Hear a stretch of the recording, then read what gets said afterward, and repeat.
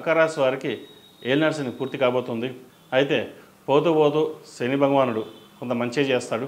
ఇటు ఉద్యోగపరంగా ఇటు వ్యాపారపరంగా వీరికి బాగుంటుంది. అయితే ఆరోగ్య పరిస్థితి మటుకి కొంచెం ఇబ్బందికరంగా ఉంటుంది. వీరికి కావచ్చు, ఇంట్లో పెద్దవాళ్ళు కావచ్చు, కొన్ని ఇబ్బందులు ఉండే అవకాశం గోచరిస్తుంది. హాస్పిటలైజేషన్ కావచ్చు, సర్జరీ కావచ్చు జరిగే సూచనలు ఎక్కువగా ఉన్నాయి. కాబట్టి వాటి విషయంలో ఏమాత్రం ఆలస్యం చేయకుండా జాగ్రత్త వహించడం అనేది చెప్పదగిన సూచన.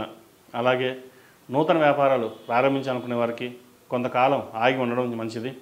ఏదైనా పని ప్రారంభించేటప్పుడు లక్ష్మీ గణపతి హోమం, సుదర్శన హోమం చేసి ముందుకు వెళ్ళండి, మంచి ఫలితాలు సాధిస్తారు. ప్రభుత్వం సంబంధించిన వ్యాపారం కావచ్చు లేదా ఉద్యోగం చేస్తున్న వారికి కొంత నిరాశ అనేది ఏర్పడుతుంది. ఇంటా బయట చెప్పుకోదా స్థాయిలో ఇబ్బందులు ఏర్పడినా జీవిత భాగస్వామి సలహాలు సూచనలతోటి బయటపడగలుగుతారు. ఏదైనా సరే వారి సలహాలు సూచనలు తీసుకుని ముందుకు వెళ్ళాలన్నది చెప్పదగిన సూచన. ఈ రాశిలో జన్మించిన స్త్రీలకు వృత్తి ఉద్యోగాల పరంగా వ్యాపారపరంగా సానుకూల పరిస్థితి గోచరిస్తోంది. వివాహాది శుభకార్యాల్లో చురుగ్గా పాల్గొంటారు.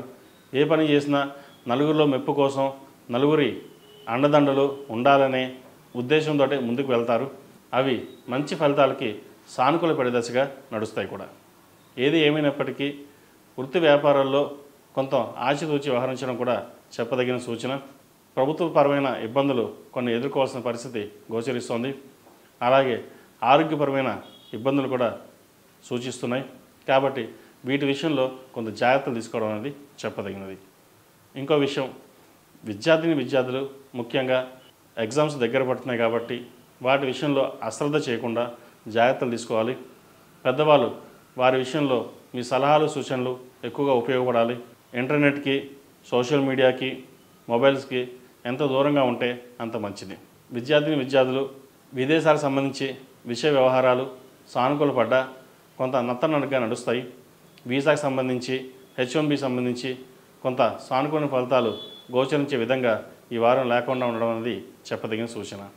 ఏది ఏమైనప్పటికీ ఈ రాశివారు ప్రతిరోజు ప్రతినిత్యం ఓం నమస్తే ఒత్తులతో దీపారాధన చేయండి.